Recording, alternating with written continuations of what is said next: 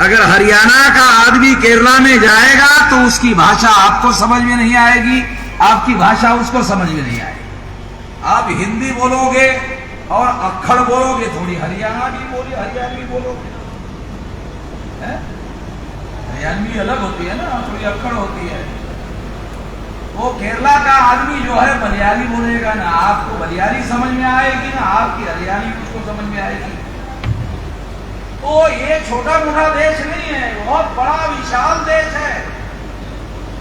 मगर इतना बड़ा विशाल देश का राष्ट्रीय स्तर का आंदोलन अगर आप नहीं चला सकते हो तो फिर आपकी समस्या का समाधान होने वाला नहीं।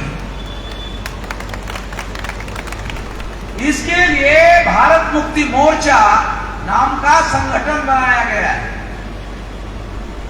और जो बहुजन क्रांति मोर्चा नाम का संगठन बनाया गया है वो इसलिए बनाया गया कि शेड्यूल कास्ट की 1703 जातियां हैं। कितने पढ़े लिखे लोगों को पता है? जहां जो लोग बैठे हुए हैं इसमें बहुत सारे पढ़े लिखे लोग होंगे। इनमें से कितने पढ़े लिखे लोगों को यह पता है कि शेड्यूल कास्ट की 1703 जातियां हैं? 1703 जातियों का मतलब है 1703 टुकड़े ब्राह्मणों ने किए हैं। अब ब्राह्मण पूंजीपति नहीं है,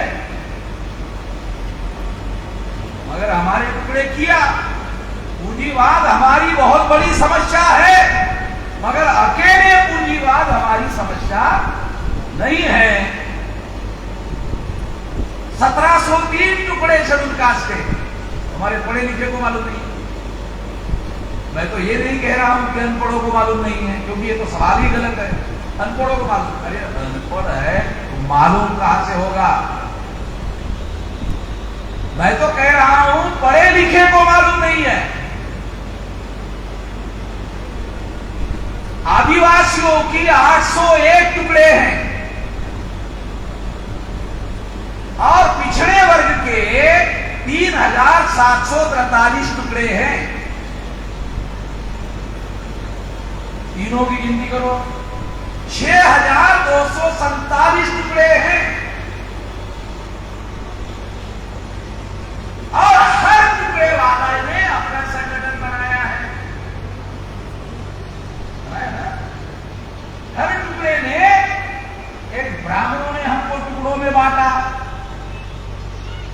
ब्राह्मणों ने हमें जाति के टुकड़ों में बांटा। बांटने से ब्राह्मणों का फायदा हो रहा है, इसके बावजूद भी हम लोग अपने जाति का संगठन बनाते हैं और ब्राह्मणों का ही काम करते हैं कि तुमने बांटा, हम बांट के रखना चाहते हैं। हम भी वही कर रहे हैं। ब्राह्मणों ने बांटने का, टुकड़ों में बांटने का काम किया और हम वो बांटे हुए टुकड़ों का संगठन बनाते हैं और फिर उस जाति को मजबूत करने का काम करते हैं। जब एक जात मजबूत होगी तो 6200 टुकड़े मजबूत रहेंगे, और जब तक 6247 टुकड़े मजबूत रहेंगे फिर ब्राह्मण सर में बैठ के मूतेगा नहीं तो क्या करेगा? आपके सर पर ब्राह्मण बैठ के मूत रहा है तो मूतेगा नहीं तो क्या करेगा?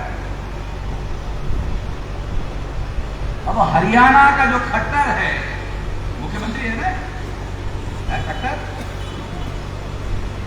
कोई बता सकता है कि खट्टर का 15 अगस्त 47 के पहले हरियाणा में कोई गांव था?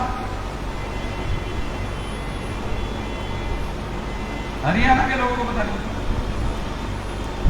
मैं तो महाराष्ट्र से आया हूं, मेरे को पता है खट्टर का गांव पाकिस्तान में।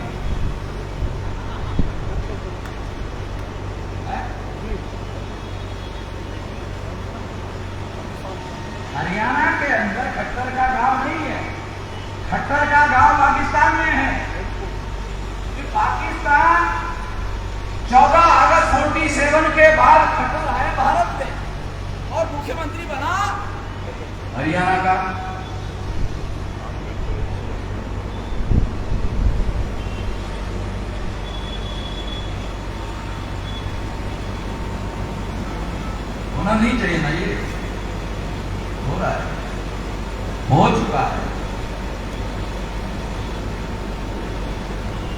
तो ये हम लोगों को सीखने की बात है, सबक सीखने की बात है।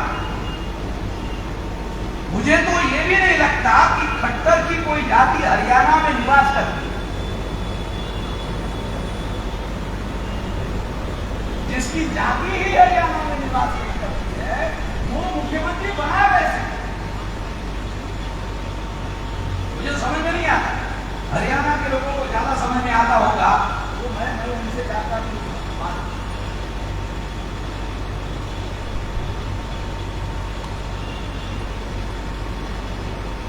अब जो आदमी पाकिस्तान से भारत में आएगा तो मुसलमानों से दुखी तो रहेगा। जो मुसलमानों से दुखी रहेगा वो आरएसएस में नहीं जाएगा, लगा जाएगा।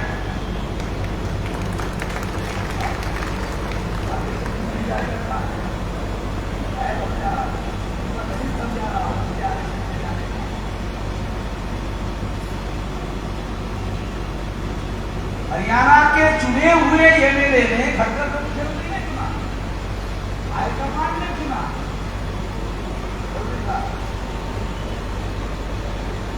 हाईकमान ने खट्टर को मुख्यमंत्री बनवाया। संविधान में क्या लिखा हुआ है? चुने हुए विधानसभा सदस्य बहुमत से अपना मुख्यमंत्री चुनेंगे, ये संविधान में लिखा है। मगर बीजेपी के केंद्रीय नेताओं ने चुने हुए एमएलए को मुख्यमंत्री चुनने नहीं दिया।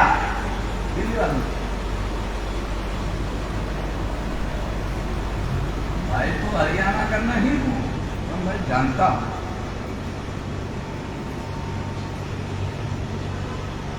मैं ये बात जानता हूं और जान रहा हूं, और हरियाणा के मुख्यमंत्री के प्रदेश में आकर ही बोल रहा हूं।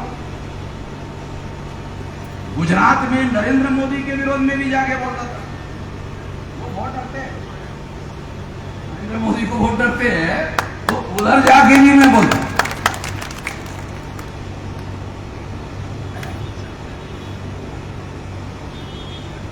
मैं इसलिए आप लोगों को यह बात समझा रहा हूं कि 6247 टुकड़े हैं हम लोगों के।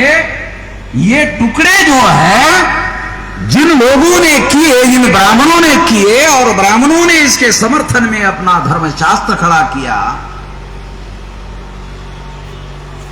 इन लोगों को ब्राह्मण हिंदू कहता है। ये हिंदू है।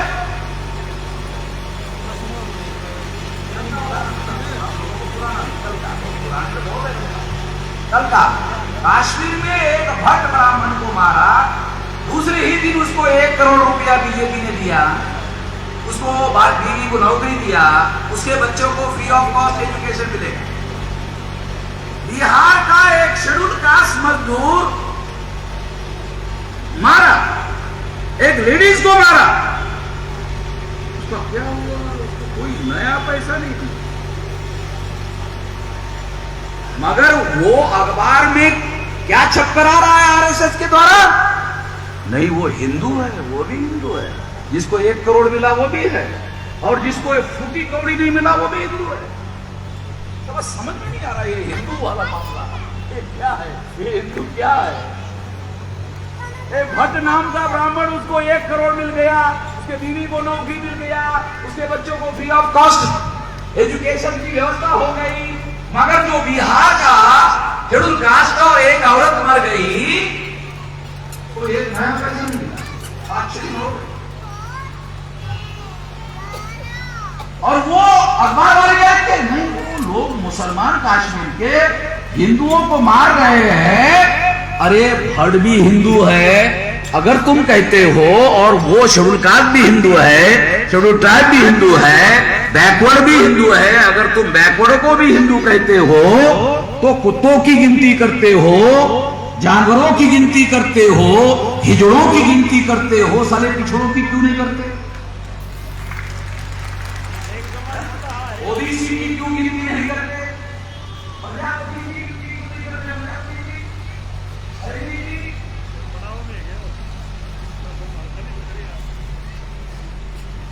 गिनती नहीं करते, हिजड़ों की करते हैं, कुत्तों की करते हैं, जानवरों की करते हैं।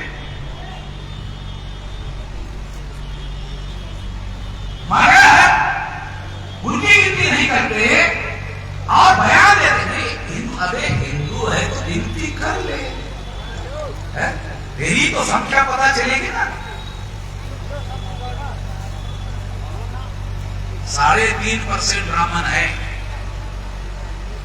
ब्राह्मण ने बीजेपी बनाई, ब्राह्मण ने आरएसएस बनाई।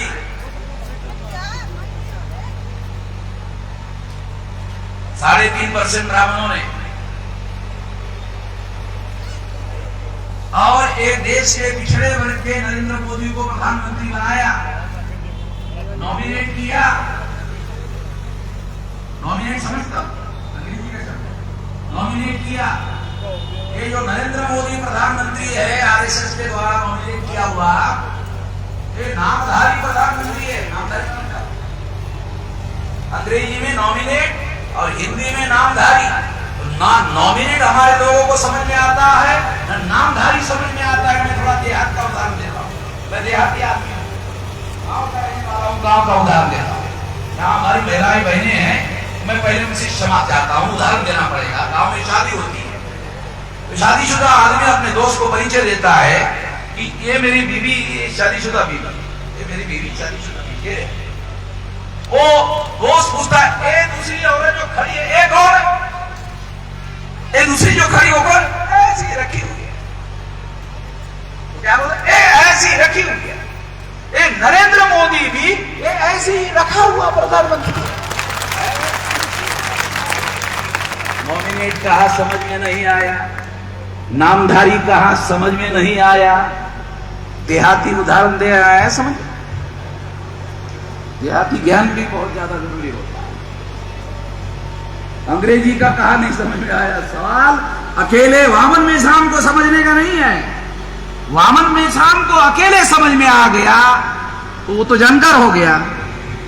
मेरे अकेले के जानकार होने से क्या होगा, आप लोगों को भी तो जानकार होना चाहिए।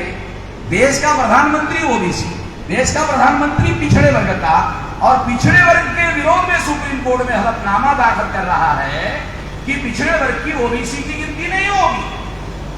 पिछड़े ही वर्ग का आदमी पिछड़े ही वर्ग के विरोध में सुप्रीम कोर्ट में हलफनामा दाखिल करता है। सही कहा जा सकता है, ये सही हो सकता है। तो दूसरा देहाती और एक उदाहरण देता समझ में आने के लिए। गधे से गधा आदमी ढूंढ लो, ऐसा होता नहीं, ज्यादा ज्यादा गधा होता है, मगर मैं आपको गधे से गधा, गधे से गधा आदमी ढूंढ लो, उसके हाथ में कुल्हाड़ी दो, गधे से गधे कुल्हाड़ी दे दो, बोलेगा क्या करना है, ये तुम्हारा पैर है, ये काट, ये कुल्हाड़ी से ये काट। गधे से गधा आदमी क्या बोले, गधा जरूर, इतना गधा कि अपने ही हाथों से अपना पैर काट ले, गधा जरूर हो, इतना गधा नहीं। तो नरेंद्र मोदी इतना गधा, अपने ही पिछड़े वर्ग के लोगों के विरोध में जानवरों की, कुत्तों की, हिजड़ों की, सभी की गिनती कर रहा है, मगर पिछड़ों की गिनती करने के लिए सुप्रीम कोर्ट में हलफनामा दाखिल कर दिया, नहीं करूंगा। तो नरेंद्र मोदी को समझ में नहीं आता, इसलिए वो गिनती नहीं कर रहा है। बात सही है। जो चीज वामन मेश्राम को समझ में आती है, उससे कम समझ में आती है नरेंद्र मोदी को, ऐसा तो नहीं कहा जा सकता। प्रधानमंत्री उसको समझ में नहीं आता, इस वजह से उसने गलती किया, ऐसा तो नहीं कहा जा सकता। नरेंद्र मोदी को वामन मेश्राम से ज्यादा समझ में आता है, इसलिए तो घंटा घंटा 1.5 घंटा बोलता है, बोलता है, भाषण करता है, समझ में आता है तभी तो भाषण करता है। फिर समझ में आता है तो अपने ही जाति बिरादरी के विरोध में सुप्रीम कोर्ट में हलफनामा क्यों दाखिल कर दिया, है ना सवाल। अगर समझ में आता है तो, जो वामन मेश्राम को समझ में आता है और जो नरेंद्र मोदी को समझ में आता है और मेरे से ज्यादा आता है, अगर मेरी तरह ही वो अमल करने का काम करता तो मेरी तरह सड़कों पर घूमता रहता। मैं सड़कों पर घूम रहा, नरेंद्र मोदी प्रधानमंत्री नहीं बनता। मैं जो सच बता रहा हूं, सारे दुनिया को बता रहा हूं, जागृत करने का काम कर रहा हूं। मेरे से ज्यादा नरेंद्र मोदी जानता है, मगर ये जागृति करने का काम वो नहीं कर रहा है। क्यों नहीं कर रहा है? क्योंकि अगर वो ऐसा करता तो प्रधानमंत्री नहीं बनता। वो मेरी तरह एक सड़कों पर घूमता रहता।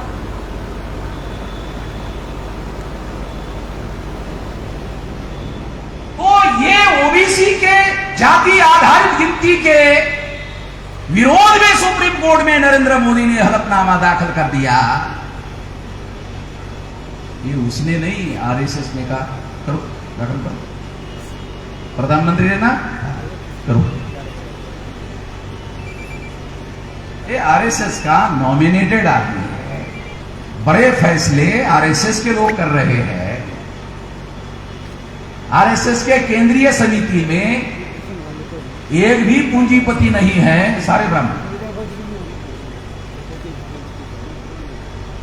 समझ में? अगर एक भी पूंजीपति नहीं है और सारे ब्राह्मण हैं, तो सारे मिलकर ब्राह्मण पूंजीपति का राज क्यों स्थापित करना चाहते हैं? ये सारा मुझे समझ में नहीं आता।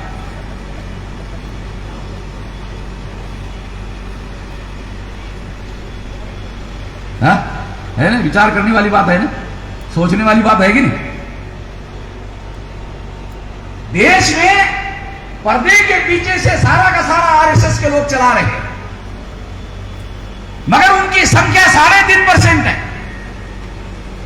3.5% लोग चुनाव लड़ ले तो सैंड पेपर पर लिखवा सकता हूं, 3.5% वोट के आधार पर कोई ब्राह्मण ग्राम पंचायत का पंच चुनकर नहीं आ सकता। सरपंच बनने का तो सवाल नहीं। देहात का रहने वाला हूं, ब्राह्मण गांव में चुनाव लड़ने की हिम्मत ही नहीं करता। एक घर का ब्राह्मण, हरियाणा में तो मुझे नहीं लगता नहीं एक घर का भी होगा, कई कई घरों में एक होगा। मेरे गांव में एक ब्राह्मण, 13 गांव का ठेका है उसका। इसका मतलब है 12 गांव में एक भी ब्राह्मण है, समझ? इसका मतलब है उसका 13 गांव का ठेका है, मेरा गांव पकड़कर 13, इसका मतलब 12 गांव में एक भी ब्राह्मण नहीं। चुनाव लड़ने का सवाल ही नहीं है 12 गांव में।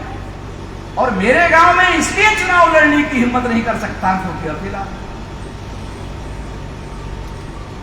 3.5% ब्राह्मण है। ग्राम पंचायत में 3.5% वोट के आधार पर ग्राम पंचायत का पंच नहीं चुनवा सकता, सरपंच बनाने का सवाल नहीं है। जो ब्राह्मण गांव का सरपंच नहीं बना सकते, वो देश की पंचायत का प्रधानमंत्री नॉमिनेट कर रहे हैं।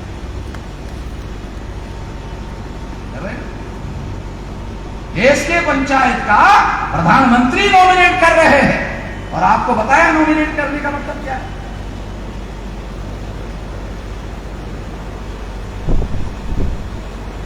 इसलिए आपको ये सबूतों के साथ बता रहा। मैं बगैर सबूत के कहीं पर भी नहीं बोलता। बहुत सारे लोग बोलते हैं, आप प्रधानमंत्री के विरोध में बोलते हैं, मुख्यमंत्री के विरोध में बोलते हैं, आपके विरोध में एफआईआर दाखिल क्यों नहीं होता? तो मैं कहता हूं दाखिल करके मैं बताता हूं, क्योंकि मामला फिर कोर्ट में जाएगा, हाई कोर्ट में जाएगा, सुप्रीम कोर्ट में जाएगा, वो सबूत पर फैसला करेंगे। सबूत में फेंक के मारूंगा।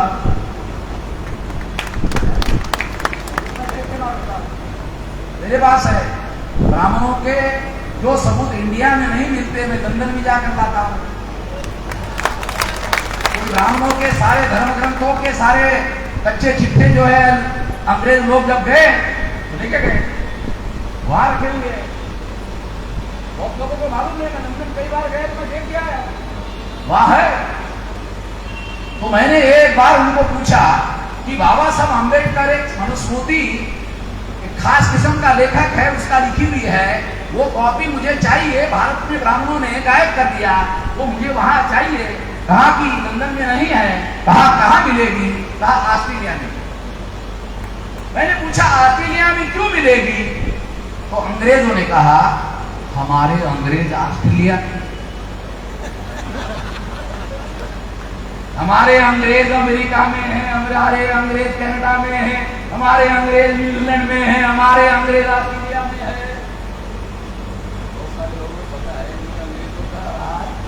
वहां जाकर ही बस गए, भारत में तो बसे नहीं, भारत तो छोड़कर गए, मगर वहां तो वो बस गए और चुनाव के आधार पर उनका प्रधानमंत्री वहां होता है। कनाडा में भी, अमेरिका में भी। अमेरिका में इंग्लैंड के अंग्रेज जो है ना, वो अमेरिका गए।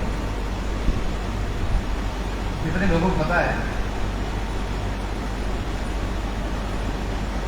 मैं आप लोगों को जो बात समझाना चाहता हूं, जरूरी साहब किसानों के बड़े नेता है, सम्मानित नेता है।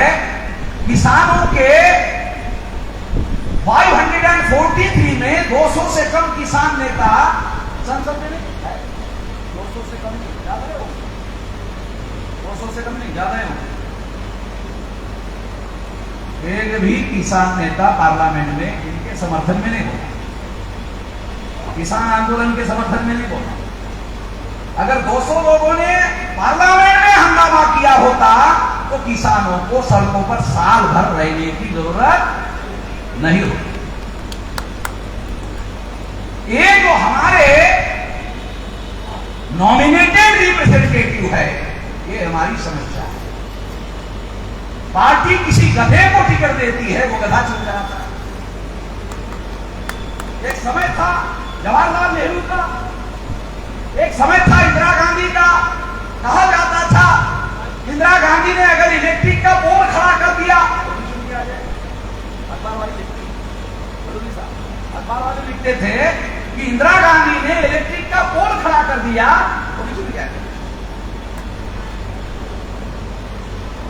तो गधे से भी छोटा वाला, क्योंकि वो इंसान ही नहीं है, लोहा है।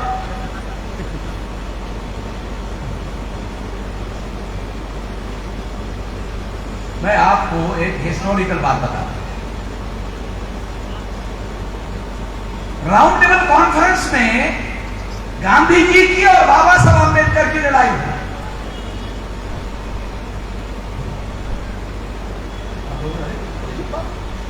लड़ाई हुई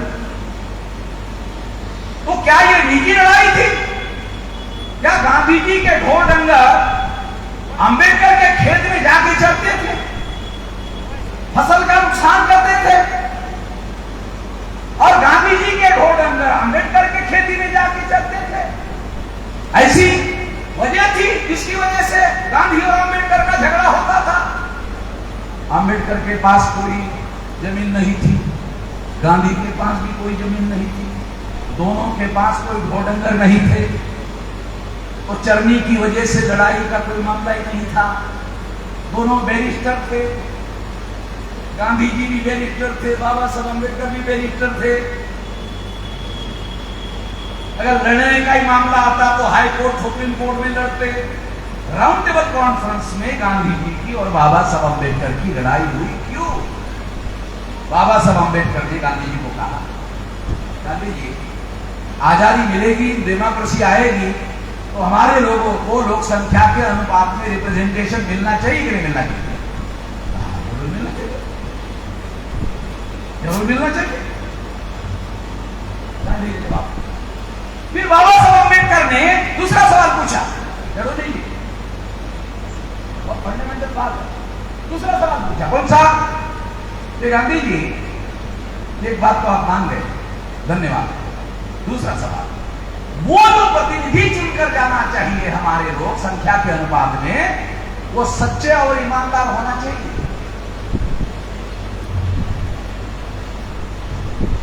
है? वो सच्चे और ईमानदार होना चाहिए कि नहीं होना चाहिए?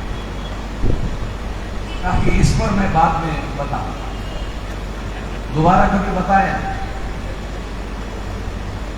बाबा साहब अम्बेडकर का कहना क्या था कि हमें ऐसी चुनाव प्रणाली होनी चाहिए जिसमें सही और सच्चे प्रतिनिधि चुनकर जाने चाहिए।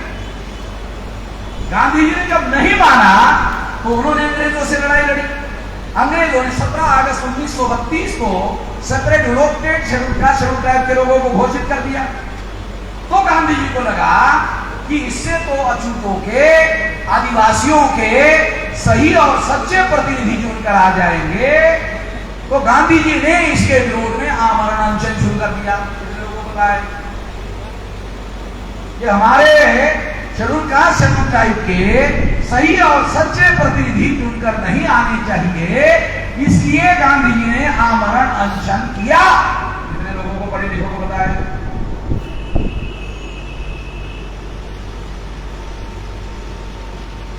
सही और सच्चे प्रतिनिधि चुनकर नहीं आने चाहिए, इसके लिए गांधी जी ने आमरण अनशन किया। इसका मतलब है गांधी जी आजादी चाहते थे, मगर आजादी में जो एमएलए है, एमपी है, वो सही और सच्चा प्रतिनिधि चुनकर जाना चाहिए, जिसके समर्थन में गांधी जी नहीं थे। इसका मतलब है गांधी जी आजादी के भी समर्थन में नहीं, क्योंकि आजाद भारत में अगर जनता के सही और सच्चे प्रतिनिधि चुनकर नहीं जाएंगे तो फिर ये आजादी किसकी होगी?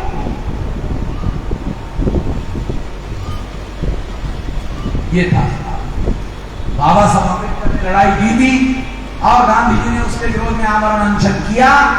जबरदस्ती से गांधी जी ने बाबा साहब अम्बेडकर के ऊपर पुनः पैक्ट थोपा, जॉइंट इलेक्टेड लाया, जिसके द्वारा नॉमिनेटेड रिप्रेजेंटेटिव चुनकर जाते हैं।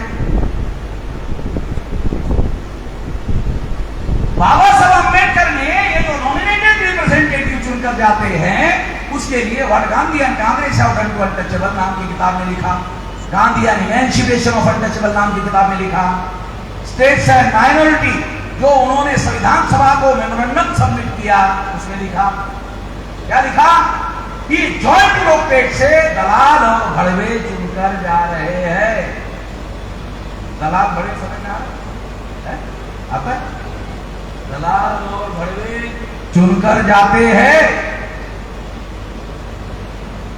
सुनने को अच्छा लगता है? दलाल और भड़वे चुनकर जाते हैं।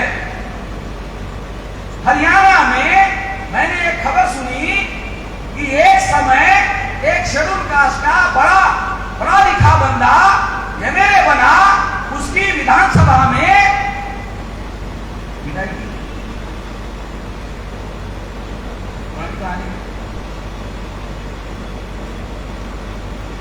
यहां एक शेड्यूल कास्ट का गवर्नर था, उसकी भी विदाई की।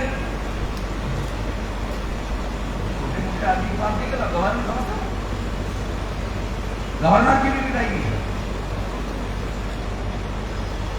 तपासे ना गणपत राव तपासे था गवर्नर था, याद आ रहा है? पुराने कुछ बुजुर्ग है, उन लोगों को याद होगा। गणपत राव तपासे है। मैं हरियाणा का नहीं हूँ, देश का जानता हूँ, सारे देश का कौन से विधानसभा में क्या हो रहा जानता हूँ, सारे देश का जानता हूं, सारा डाटा, और कोई कागज नहीं देखता हूं, इधर ही कंप्यूटर है, कोई कागज नहीं देखता।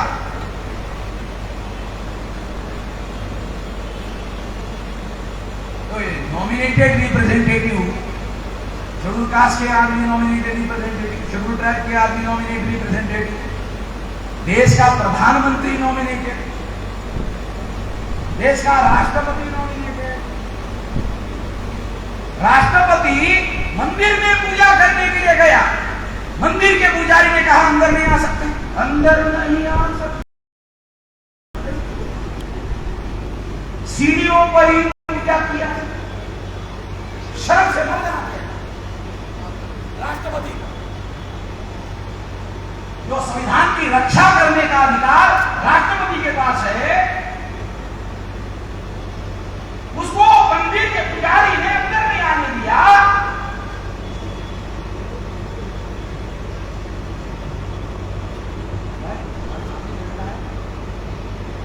अरे तेरा भगवान जिसकी तू पूजा कर रहा है, तेरी इज्जत बचाने का काम नहीं कर रहा है, पूजा कर रहा है। अरे ये कौन सा भगवान है तेरी इज्जत बचाने का काम नहीं कर रहा है, फिर भी कर रहा है, मेरी इज्जत नहीं बचा रहा फिर भी पूजा कर रहा है। जबरदस्ती है, क्या कर रहा? जबरदस्ती कर रहा कोई, वो पुजारी को मना कर रहा। हरियाणा की भाषा में कहा जाए, अरे पुजारी को पूजा करने के लिए मना कर दिया। Haryana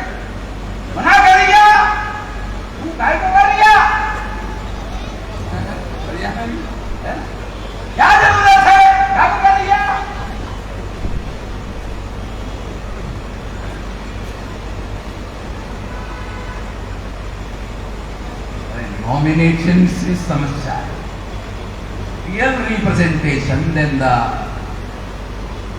real representative versus nominated representative, देश की डेमोक्रेसी नॉमिनेटेड डेमोक्रेसी।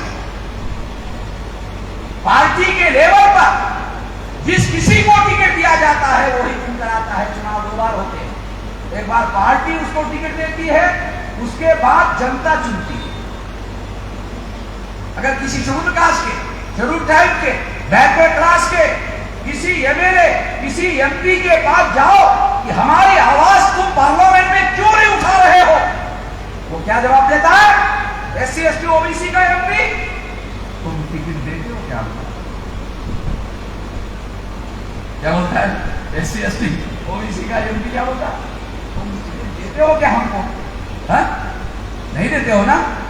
पूछो मत, हमारे सवाल उठाते क्यों नहीं हो? पूछो मत, तुम टिकट देते हो क्या? नहीं। तो वोटर क्या कहता है? मगर वोट तो देते हैं ना, मेरे को वोट तो देते ना। तो एमपी क्या बोलता है? पार्टी ने टिकट ही नहीं दिया, वोट कैसे देगा? अरे यार समझ, आपको समझा रहा हूं एक बात, इस देश में जो सिस्टम है, जो कैसे काम करता है, वो समझा रहा हूं। पार्टी ने टिकट ही नहीं दिया तो तू मुझे वोट कैसे देगा? पार्टी टिकट देगी, वो फिर तू वोट देगा। इसका मतलब है चुनाव 2 बार होता है, एक बार पार्टी चुनती है, उसके बाद वोटर चुनता है। वोटर को दूसरे नंबर पर चुनने का अधिकार है, पार्टी को कैंडिडेट नॉमिनेट करने का अधिकार है। नॉमिनेट करने से क्या होता है, मैं आपको एक उदाहरण देता हूं। जस्टिस अकोदिया जयपुर से जोधपुर जा रहे थे राजस्थान, उनके साथ शेड्यूल कास्ट का एमएलए था, राज्यसभा का मेंबर चतुर्वेदी कांग्रेस का था, एक ड्राइवर था, गाड़ी में 4 लोग बैठे थे। 10-20 किलोमीटर गाड़ी चलने के बाद चतुर्वेदी जो ब्राह्मण था और राज्यसभा का मेंबर था, उसने ड्राइवर को कहा घर रोको,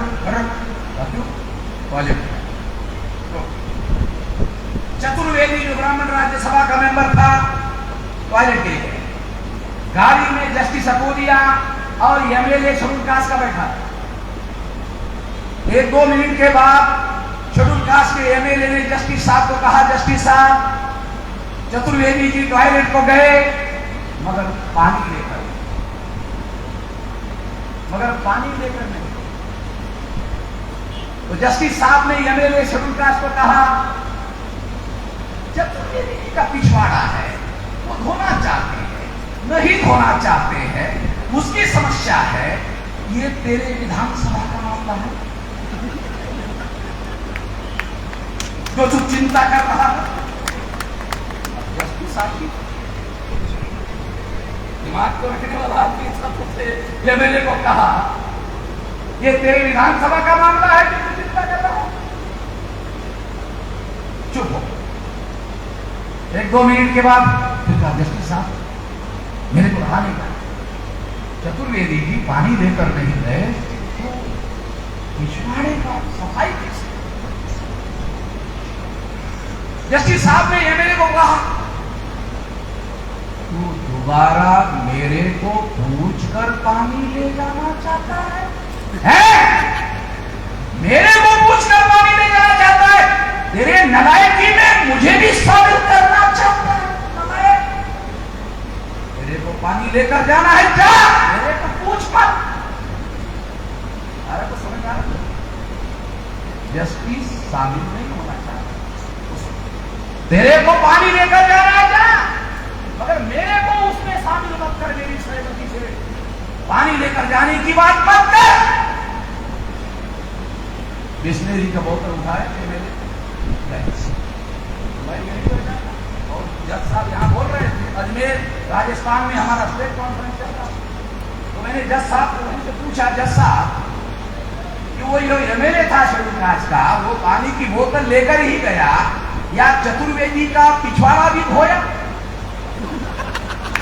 तो जज साहब ने कहा, झाड़ी के पीछे थे, मैं देख नहीं पाया, हो सकता है सब झाड़ी के पीछे थे, हो सकता है कि हमारे एमएलए ने पिछवाड़ा धोया होगा, मैं देख नहीं पाया जाए। बाबा साहब आम्बेडकर ने कहा था ज्वाइंट इलेक्टेड से दलाल और बड़े चुन पर जाएंगे, पिछवाड़ा धोने वाले शेड्यूल कास्ट शेड्यूल टाइप के एमएलए एमपी बनेंगे या आप गिर जाएंगे। नहीं सोचा, इतना गिर जाएंगे, इतना नहीं सोचा था बाबा साहब अम्बेडकर के। इतने सारे हरामखोर, इतने नालायक पैदा हो जाएंगे। नहीं, नालायक होंगे, दलाल होंगे, बड़े होंगे, मगर पिछवाड़ा धोने लायक हो जाएंगे, इतना नहीं सोचा।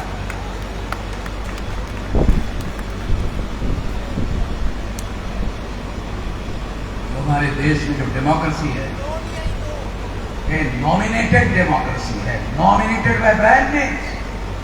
कांग्रेस ब्राह्मणों की पार्टी, बीजेपी ब्राह्मणों की पार्टी, कम्युनिस्ट किसकी? श्रीपाद अमृत डांगे, हमारे महाराष्ट्र का, बॉम्बे का ब्राह्मण श्रीपाद अमृत डांगे, कम्युनिस्ट पार्टी, मार्क्सवादी कम्युनिस्ट पार्टी। केरला का नंबूदरी ब्राह्मण, ममता बनर्जी बंगाली ब्राह्मण। 5 नेशनल लेवल की पार्टियां, 3.5% ब्राह्मणों की, 5 नेशनल लेवल की पार्टियां, खाली ब्राह्मणों की ही पार्टियां क्यों है? जिनकी संख्या 3.5% है, उनकी नेशनल लेवल की 5 रिकॉग्नाइज पार्टियां है, क्यों है? और अगर है तो इस देश का जो मीडिया है, जानकारी के तौर पर हमारे लोगों को जानकारी क्यों नहीं दे रहा? मैं तो नहीं कह रहा हूं कि ज्ञान क्यों नहीं दे रहा, मैं कह रहा हूं जानकारी क्यों नहीं दे रहा। मीडिया का काम लोगों को जानकारी देना है, जानकारी क्यों नहीं दे रहा? जानकारी क्यों हाइड कर रहा है? जानकारी क्यों छुपाने का काम कर रहा है?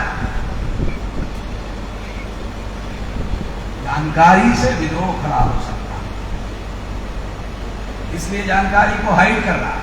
अखबारों का काम, मीडिया का काम जानकारी देना है, जानकारी ही नहीं दे रहे, बाकी सब दे रहे। बहुत सारे लोगों को यह समझ में नहीं आता है कि ओपिनियन क्या होता है और इंफॉर्मेशन क्या होता है। अखबार वाले ओपिनियन देते हैं, इंफॉर्मेशन नहीं देते। हमारे लोगों को ओपिनियन क्या होता है और जानकारी क्या होती है, ये भी फर्क समझ में नहीं आता। ओपिनियन में ओपिनियन वाले आदमी का इंटेंशन इन्वॉल्व होता है और जानकारी रियल डाटा होता है। लोगों को ये बात समझ में आती है, ये जानकारी रियल डाटा होता है और ओपिनियन में देने वाले का इंटेंशन शामिल होता है। वो अपने मतलब के लिए अपने मतलब की ओपिनियन देता है और बाकी हाइड करने का, छुपाने का काम करता है।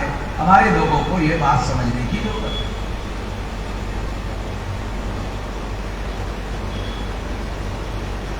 6,247 जाति के टुकड़ों में ब्राह्मणों ने हम लोगों को बांटा, शेड्यूल कास्ट को, शेड्यूल ट्राइब को, ओबीसी को बांटा। ये जो मंडल कमीशन की 3,743 जातियां है, उसमें कौन कौन है? नॉन एलिट ट्राइब की जातियां है, एमबीसी की जातियां है, उसके बाद ओबीसी की जातियां हैं, उसके बाद एसटी एसटी ओबीसी से कन्वर्टेड मुसलमान है, सिख है, ईसाई है, बुद्धिस्ट है, जैन है, लिंगायत है, 6 धर्म के लोग हैं। ये मंडल कमीशन के अंदर है, 3,743 जातियों में है। ओबीसी कोई होमोजीनियस ग्रुप नहीं है, जैसे शेड्यूल कास्ट के लोग सारे के सारे अछूत है, आदिवासी सारे के सारे आदिवासी है, वैसे ओबीसी के लोग, ओबीसी कोई होमोजीनियस ग्रुप नहीं है। मंडल कमीशन की जो ओबीसी की लिस्ट है, उसमें सबसे निचले पायदान पर नॉमिनेटेड ट्राइब है। ट्राइब और ओबीसी अलग अलग लोग हैं, मगर उन लोगों ने, जिन्होंने लिस्ट तैयार की, उन्होंने नॉमिनेटेड ट्राइब को ओबीसी की लिस्ट में डाल दिया। न्याय करना नहीं है, शामिल कर दो। नॉमिनेटेड ट्राइब का एक भी आईएएस अधिकारी भारत में नहीं है। अभी दिल्ली के नरेंद्र मोदी ने कमीशन बनाया, दिल्ली हाईकोर्ट की जस्टिस रजनीश है, उसका रिपोर्ट आया, एमडीसी का एक भी आईएएस अधिकारी नहीं है, एक भी आईपीएस अधिकारी नहीं है भारत भर में। 75 साल की आजादी है। अगर एक भी एमडीसी का आदमी आईएएस नहीं है, आईपीएस नहीं है, तो उनकी सुनवाई कौन करेगा? उनका सुनने वाला कौन है? ओबीसी के कितने लोग हैं? 5.2%। 25-30 साल हो गए हैं मंडल लागू होकर, 5.2% है। ब्राह्मणों की संख्या कितनी? 3.5% है। कितने? 79.5%, round about 80%। Indian administrative services में ब्राह्मणों का कब्जा है। हमारे साथ न्याय कैसे होगा? वहां तो हजारों साल का तुम्हारा दुश्मन आईएएस बैठा हुआ है, आईपीएस बैठा हुआ है, तुम्हारे साथ न्याय करने के कुर्सी पर बैठा है। क्या करेगा? जो 2000 साल से तुम्हारे पिछवाड़े पर लात मार रहा है, वो नहीं करेगा। भारत में जो व्यवस्था जवाहरलाल नेहरू ने बनाई, जिस जवाहरलाल नेहरू को हम आधुनिक भारत का निर्माता, महान समाजवादी, महान सेकुलर, बच्चों का चाचा, सारे अपने सगे चाचा को चाचा नहीं कहते, मगर जवाहरलाल को जरूर चाचा कहते हैं। जवाहरलाल नेहरू ने ये जो ब्राह्मणवादी व्यवस्था भारत में स्थापित की, ये स्थापित करने के बाद बीजेपी की सरकार आई। बीजेपी के लोगों को कुछ करने के लिए रखा ही नहीं। जवाहरलाल कौन था? समाजवादी, सेकुलर, चच्चा, आधुनिक भारत का निर्माता। अरे ब्राह्मणों का कब्जा कर लिया भारत पर, अंग्रेजों का था। अंग्रेज जाने के बाद ब्राह्मणों का कब्जा कर लिया। ये सारा काम जवाहरलाल नेहरू ने किया। और ये सारा काम अगर जवाहरलाल नेहरू ने किया, तो फिर बीजेपी को करने के लिए क्या बचा? बीजेपी को करने के लिए कुछ नहीं बचा। पंडित अटल बिहारी वाजपेयी प्रधानमंत्री बने, उन्होंने सीनियर आईएएस अधिकारी सेक्रेटरी को बुलाया कि हम कुछ मुसलमानों के विरोध में कुछ फैसला करना चाहते हैं, क्या करें बताओ तो? आप जरा पुराने तजुर्बेकार है। तो पुराने आईएएस अधिकारियों ने कहा कुछ नहीं करते। कहा क्यों? कहा कि मुसलमानों का 2.5% है, 15% संख्या है, प्रशासन में 2.5% है। अब 2.5% से नीचे ले आओगे तो मिडल ईस्ट के देशों से तेल तो लाना पड़ेगा ना। कर दिया, तेल तो उनके पास है। आपके देश में जो गाड़ियां 4 व्हीलर है वो चलानी है, वो चलाने के लिए तेल तो लाना पड़ेगा ना मिडल ईस्ट से, मध्य पूर्व से। वो मुसलमानों के देश है। अगर तुम 0% मुसलमान रखोगे प्रशासन में, तो मुसलमान देशों में अगर आपको कोई एम्बेसडर बना के भेजना है, वो तुम्हारे तेल की व्यवस्था करेगा। मौलाना समझ में आया? मौलाना ने, भारत के मुसलमानों ने जवाहरलाल को सेकुलर समझ के, और जवाहरलाल ने ब्राह्मणवादी व्यवस्था मजबूत की। जो व्यवस्था ब्राह्मणवादी मजबूत की, वो ब्राह्मणवादी व्यवस्था आज मुसलमानों को ठोकी।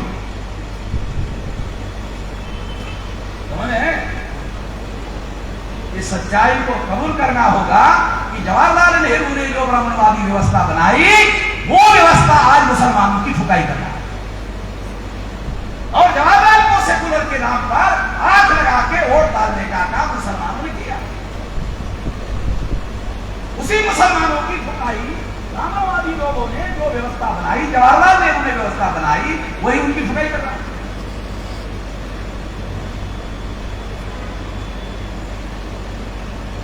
मैं जो बोल रहा हूं वो सारे आंकड़ों के आधार पर, भारत सरकार के आंकड़े, डॉक्यूमेंट्री एविडेंस पर बोल रहा हूं। कोई भारत का ब्राह्मण, कोई भी आदमी जो मैं बोल रहा हूं उसमें काना मात्रा गलत साबित कर देगा। काना मात्रा, बाकी तो छोड़ो, काना मात्रा भी गलत साबित नहीं कर सकता। काना मात्रा बाकी तो छोड़ो, पूरे डाटा के साथ, डॉक्यूमेंट के साथ नरेंद्र मोदी कितना अकड़ता है?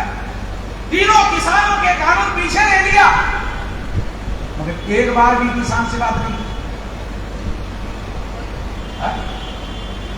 जरूरी साहब तीनों कानून पीछे लिया, एक बार भी किसानों से बात नहीं। जब नरेंद्र मोदी लंदन जाता है, न्यूयॉर्क जाता है, वाशिंगटन जाता है, यूरोप जाता है, तो वो देश वाले क्या कहते हैं? भारत का प्रधानमंत्री आया। अमेरिका कहता है भाजपा का प्रधानमंत्री आया, कहता भारत का प्रधानमंत्री आया। तो जो भारत का प्रधानमंत्री है नरेंद्र मोदी, वो किसान का भी प्रधानमंत्री है। किसानों से बात करता, इज्जत घट जाती, नरेंद्र मोदी की इज्जत घट जाती। बात करता किसानों से तो कौन सी इज्जत घट जाती? नहीं तो अपने भाषणों में नरेंद्र मोदी कहते रहता है, क्या कहता है नरेंद्र मोदी? किसानों को अन्नदाता, अन्नदाता, अन्नदाता, अन्नदाता की औलाद बात करने के लिए राजी नहीं है, अन्नदाता कह रहा।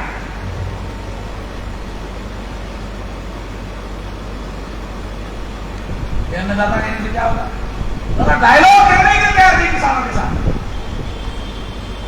नरेंद्र मोदी ने कभी किसानों के डेलीगेशन के साथ एक बार भी वार्ता की? एक बार भी बात करने के लिए राजी नहीं। इतना सवा अकड़ता है, इतना अकड़ नहीं होनी चाहिए। मैं देहाती आदमी हूं, देहाती उदाहरण बताता हूं। गांव में जब आदमी मरता है ना, तो गांव में लोग कहते हैं मरा हुआ आदमी बहुत पड़ता है,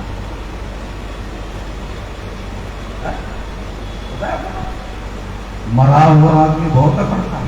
बोलते थोड़ा घी लगा, थोड़ा घी लगा, बगैर घी लगाए अगर उठाओगे ना ऐसा खड़ा हो सकता है। उठाने के बाद ऐसा ही उठाओ, ऐसे ही खड़ा हो जाता है। तो घी लगाओ, थोड़ा नरम करो। गांव में कहते हैं। आप सोचते होंगे कि आप नरेंद्र मोदी को मरा हुआ कह रहे हैं। अरे मैं कोई बगैर सबूत की बात नहीं करता हूं भाई, सबूत चाहिए। आप सोचते हो अरे वो 1.5 घंटा बोलता है, चलता फिरता है, देश का प्रधानमंत्री है, देश को चलाने का काम कर रहा है, मरा हुआ कैसे है? चल सबूत दे, बगैर सबूत के नहीं मांगते। नरेंद्र मोदी कहता है मैं पिछड़े वर्ग का हूं, नरेंद्र मोदी कहता है ओबीसी का हूं, नरेंद्र मोदी कहता है चाय बेचने वाला भी हूं।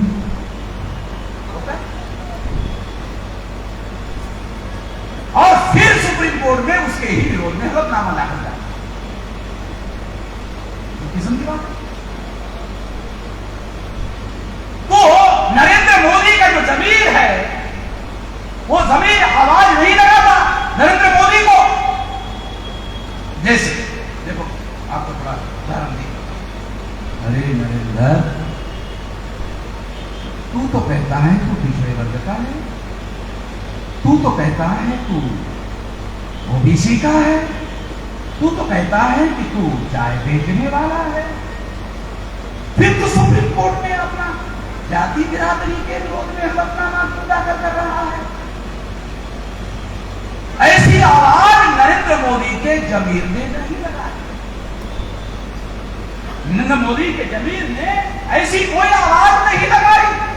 क्यों नहीं लगाई? क्योंकि नरेंद्र मोदी का जमीर मरा हुआ। नरेंद्र मोदी का जमीर मरा हुआ है। जिसका जमीर मरा हुआ होता है उसके जिंदा होने से क्या फर्क पड़ता है? उसके जिंदा होने से क्या फर्क पड़ता है? उसके जिंदा होने से कोई फर्क नहीं पड़ता, क्योंकि वो उस कौम के लिए, समाज के लिए कुछ करने वाला नहीं है। क्योंकि उसका जमीर मरा, जिसका जमीर मरा हुआ होता है वो भी मरा हुआ ही तो चलती फिरती लाश। इस तरह की व्यवस्था इन लोगों ने बनाई, जिस व्यवस्था को बदलने की हम बात करते हैं, उस व्यवस्था को बदलने की बात करते हैं। और इसके लिए हम लोग सारे देश भर में, मैं 18 साल 3 या 4 महीने का रहा हूं, तो मैं नौकरी में लगा सेंट्रल गवर्नमेंट। सुपरवाइजर ने कहा, पाटिल नाम का एक सीनियर आदमी था, उसको ट्रेनिंग दो, काम कैसे करना है सेंट्रल गवर्नमेंट का, ऑफिस का काम कैसे करना है, ट्रेनिंग दो। वो जो पाटिल आदमी था वो 6 बजे तक मुझे गवर्नमेंट का ट्रेनिंग देता था, 6 बजे के बाद बाम सेठ की मीटिंग में लेके जाता था। 2 ट्रेनिंग देता था, एक तो सरकार का ट्रेनिंग देता था, दूसरा बाम सेठ का ट्रेनिंग 6 बजे के बाद देता था। अब वो मेरा ट्रेनर था, इसलिए मैं मना नहीं कर सकता था। मैं उसके साथ जाता गया तो पता ही नहीं चला था मैं बाम सेठ का कार्यकर्ता कब हो गया। 18 साल 3-4 महीने से काम कर रहा हूं, अभी मेरी उम्र 65 साल हो गई। अभी मेरी उम्र 65 साल की हो गई। 18 साल 3-4 महीने तब से कर रहा हूं। गिनती कर लेना कितने साल हो गए। ये गिनती तुम्हारे ऊपर छोड़ देता हूं, मेरी गिनती बहुत कच्ची है, तुम्हारे ऊपर छोड़ देता हूं, तुम गिनती कर लेना कितने साल से कर रहा हूं। और इतने साल काम करने से जब काशीराम जी ने बहुजन समाज पार्टी बनाई तो उनका भी ऑडियो हमारे पास रहे। पहले के समय में वीडियो नहीं होते थे, पहले के समय में ऑडियो चलता था। तो वो जो ऑडियो हमारे पास रिकॉर्ड में है, उन्होंने कहा 13 स्टेट में 140 जिलों में वाम सेठ संगठन था। ये रिकॉर्ड मेरे पास। और हम लोगों ने इतने साल से काम करके 31 राज्यों में 567 जिलों में 4000 से ज्यादा तहसीलों में 22,000 से ज्यादा ब्लॉक में 1.5 लाख से ज्यादा गांवों में हमने संगठन बनाया। शेड्यूल कास्ट के कई जातियों को इकट्ठा किया, आदिवासियों के कई आदिवासियों को इकट्ठा किया, ओबीसी के कई जातियों को, एमबीसी नॉमिनी ट्राइब ओबीसी के कई जाति के कार्यकर्ता हमारे साथ काम करते हैं, सारे देश भर में करते हैं। हमारे वकील साहब को ऑब्जेक्शन हो सकता है, वकील साहब को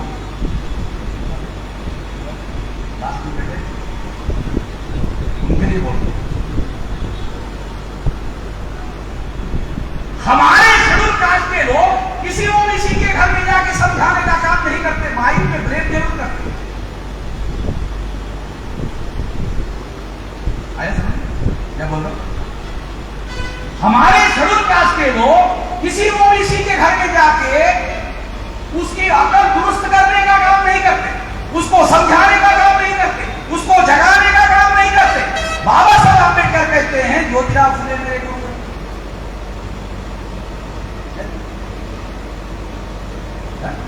बाबा साहब अम्बेडकर के मेरा गुरु कौन? ज्योतिराव फुले। अरे बाबा साहब अम्बेडकर ज्योतिराव फुले एक माली जाति के आदमी को अपना गुरु बनाते हैं, उससे सीखते हैं, अपना आंदोलन चलाते हैं। 24 अप्रैल 1948 को ओबीसी का डेलीगेशन बाबा साहब अम्बेडकर को मिलने के लिए लखनऊ में आया। रिकॉर्डेड बातें बोल रहा हूं। तो बाबा साहब अम्बेडकर ने शेड्यूल कास्ट फेडरेशन के उत्तर प्रदेश के अधिवेशन में कहा कि आपको शेड्यूल कास्ट के लोग यहां उपस्थित है, आपको पहल करके बैकवर्ड क्लासेस के लोगों को जगाना चाहिए, जोड़ना चाहिए और शेड्यूल कास्ट और बैकवर्ड क्लासेस के लोगों को इकट्ठा करके उत्तर प्रदेश की सत्ता हासिल करनी चाहिए। ये जो गोविंद वल्लभ पंत, ये जो मुख्यमंत्री बैठे हुए हैं, अगर शेड्यूल कास्ट और ओबीसी के आदमी को आप इकट्ठा कर लेते हो तो ये जो गोविंद वल्लभ पंत उत्तर प्रदेश का मुख्यमंत्री बने हुए हैं, आपका मुख्यमंत्री बनेगा और आपके जूतों के फीते खोलने का काम करेगा। बाबा साहब अम्बेडकर गोविंद वल्लभ पंत के मुख में बैठे था। बाबा साहब अम्बेडकर जब माइक पर बोल रहे थे तो मुख में बैठ के सुन ही रहा था। वो बाबा साहब अम्बेडकर लॉ मिनिस्टर थे, उन्होंने जवाहरलाल नेहरू को लिखित कंप्लेंट की, मेरे पास डॉक्यूमेंट बगैर डॉक्यूमेंट बोलता नहीं है, कंप्लेंट की कि आपका कैबिनेट मिनिस्टर इधर आता है और जूतों के फीते खोलने की बात करता है। जवाहरलाल नेहरू ने बाबा साहब अम्बेडकर को लेटर लिखा, क्या आपने ऐसा ऐसा कुछ बोला? बाबा साहब ने उसका जवाब दिया, वो कॉपी भी मेरे पास है। क्या जवाब दिया? बाबा साहब ने जवाहरलाल को कहा हम संविधान सभा में संविधान लिख रहे हैं और संविधान में हर 21 साल के व्यक्ति को वोट का अधिकार दे रहे हैं। उत्तर प्रदेश के शेड्यूल कास्ट और बैकवर्ड क्लासेस के लोग दोनों अगर मिल जाते हैं तो उनका बहुमत बन जाता है और बहुमत से वो अपनी सरकार बनाते हैं। जवाहरलाल जी ऐसा ही ना हम संविधान में लिख रहे हैं। जो आपके चीफ मिनिस्टर को बुरा लग रहा है, संविधान में यही ना लिख रहे हम लोग। बुरा तो नहीं मानना चाहिए ना मुख्यमंत्री को। मैं तो जो संविधान में लिखा जा रहा है वो केवल इलेक्टोरेट को समझा रहा हूं। जवाहरलाल ने फाइल क्लोज कर दिया। बराबर है, मुख्यमंत्री को ज्यादा समझ में नहीं आ रहा है देश में क्या हो रहा है। मैं ये बात इसलिए आप लोगों को समझा रहा हूं, बता रहा हूं। यदि 52% ओबीसी के लोगों के विरोध में शेड्यूल कास्ट शेड्यूल ट्राइब के लोग विरोध में काम करना चाहते हैं तो इसका मतलब है वो बीजेपी के कैंप में ओबीसी को धक्का मारकर भेजना चाहते हैं। आप जगाने का काम तो कर नहीं रहे हो। आप ओबीसी के विरोध में बात करके उसको बीजेपी के कैंप में ढकेल रहे हो तो बीजेपी का कैंप मजबूत हो जाएगा। अगर बीजेपी का कैंप मजबूत हो जाएगा तो एट्रोसिटी कम होगी। समझ में आना चाहिए ना। वकालत करना अलग बात है, संगठन चलाना, आंदोलन करना, आंदोलन का रिजल्ट निकालना अलग बात है। मैं वकील के विषय में नहीं जाना चाहता, वो पंडित, मगर वकील को मेरे विषय में नहीं घुसना चाहिए। ये मेरा विषय, मैं इसका पंडित हूं। मैं वकील की मदद के लिए वकील के पास जाऊंगा, वकील साहब मदद करो। वकील को मेरे संगठन के एरिया में नहीं घुसना चाहिए क्योंकि उसका एबीसीडी उनको पता नहीं, आंदोलन का एबीसीडी उनको पता नहीं, आंदोलन का एबीसीडी उनको पता नहीं है। वो इधर ना घुसे और मैं उनके वकालत में ना घुसूं। अगर मैं डॉक्टर की सुई देने का काम करूंगा और डॉक्टर मेरे संगठन का काम करने लगेगा तो गड़बड़ हो जाएगा। डॉक्टर को अपना काम करना चाहिए, मुझे अपना काम करना चाहिए। ये आंदोलन कोई दिल्ली का भेज रहा है तो सबको समझ में आ जाए, बच्चों का खेल है। अगर बच्चों का खेल होता तो फिर ये समस्या आम इंसान के लिए बची रहती है, पहले खत्म हो गई होती। हमारे गिल्ली डंडू वाले लोग इस समस्या का समाधान कर लेते तो हमारी समस्या ही नहीं बचती। मगर ये मामला इतना आसान नहीं है। सम्राट बृहदत्त मौर्य की हत्या ईसा पूर्व 185 को, सम्राट बृहदत्त मौर्य हमारा राज था। सम्राट बृहदत्त मौर्य की हत्या पुष्यमित्र शुंग नाम के ब्राह्मण ने की ईसा पूर्व 185 को। उसके बाद मनुस्मृति लिखी गई, इतिहास पढ़ लो थोड़ा। उसके बाद मनुस्मृति लिखी गई, उसके बाद रामायण लिखा गया, उसके बाद महाभारत लिखा गया। बुद्ध के प्रवचन में दशरथ जातक है। उसके 800 साल बाद दशरथ जातक की चोरी करके ब्राह्मणों ने रामायण लिखी। ऐलानिया बोल रहा हूं, कोई पंडित है तो चुनौती है पंडितों को जो मैं कह रहा हूं गलत साबित करते हैं। दशरथ जातक का बीज कथा की चोरी करके ब्राह्मणों ने रामायण लिखा है। कोई भारत का ब्राह्मण वह रिकॉर्ड हो रहा है, रिकॉर्ड, हाँ रिकॉर्ड में बोल और लाइव हो रहा है और सारे देश के लोग सुन रहे हैं। लंदन में भी सुनते हैं, न्यूयॉर्क में भी सुनते हैं। कभी कभी रात में 4 बजे मुझे टेलीफोन आता है न्यूयॉर्क से, यहाँ से बात करना है। अरे मैंने कहा मेरी नींद क्यों खराब कर रहा है? हमारे यहाँ तो दिन निकला है। अरे तेरा अमेरिका दिन निकला होता, इधर तो भारत है। कहा कि नहीं तुम्हारा वीडियो सुन रहा था, रहा नहीं गया इसके इसी समय के लिए।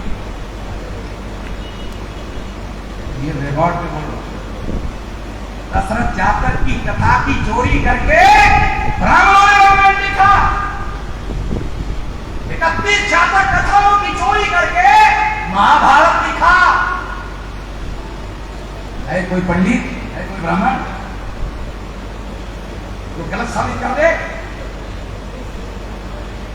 सारे डॉक्यूमेंट्री मुंह पर फेंक के मारूंगा, ले हट ले। तेरे को समझ में नहीं आया तो पूछ ले, तेरे को समझ में नहीं आया तो पूछ ले मेरे को, ये बताऊंगा संदर्भ कहां से है। तो एक ब्राह्मण द्विवेदी ने लिखा, समझ नहीं सका। अगर ये बात सही है, क्या कहा उसने, अगर ये बात सही है, दशरथ जातक की चोरी करके हम लोगों ने रामायण लिखा, अगर ये सही है तो राम को क्यों नहीं मानते। द्विवेदी नाम के ब्राह्मण ने मुझे क्या लिखा कि अगर दशरथ जातक के राम की चोरी करके रामायण लिखा तो तुम राम को क्यों नहीं मानते। तो मैंने जवाब दिया द्विवेदी नाम के ब्राह्मण को, साले हमारे पास ओरिजिनल है तो तेरा डुप्लीकेट क्यों माने। हमारे पास द्विवेदी, हमारे पास ओरिजिनल है, तेरा डुप्लीकेट क्यों माने।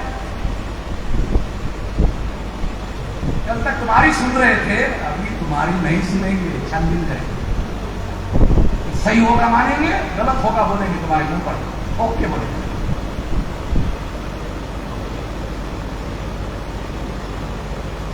इसलिए बता रहा हूं ये इतिहास हमारे लोगों का है, और आज जो हम लोग जिस परेशानी से जूझ रहे हैं, ये सम्राट द्रौपद मौर्य की हत्या ईसा पूर्व 185 को करने के बाद वहां से ये समस्या है। उसके बाद जातियों का निर्माण हुआ, और आज हम जातियों के टुकड़ों में बटे हुए हैं, वहां से शुरू हुआ ये इतिहास। जिनको इतिहास मालूम नहीं होगा वो बदलेंगे कैसा। इतिहास बदलने के लिए इतिहास मालूम होना पूर्व शर्त है। जो इतिहास को बदलना चाहते हैं वो इतिहास को बदलने की राह पकड़ने वाले लोगों को इतिहास मालूम होना जरूरी है। बाबा साहब अम्बेडकर कहते हैं जिनको इतिहास मालूम नहीं है वो इतिहास बदलने का काम नहीं कर सकते। इतिहास उसी आप मैं जानता हूं, मेरे अकेले के जानने से क्या होगा, आप लोगों को मालूम होना चाहिए। मैं जानता हूं बीजेपी की सरकार खट्टर मुख्यमंत्री है, जानता जानने की वजह से बोल रहा। अरे जब मैं गुजरात में जाके बोलता हूं तो मुझे छोड़ता है। 90 विधानसभा में राज्य है, गुजरात 200 विधानसभा में स्टेट है, ये 90 है ना, 90 है, पंजाब 117 है।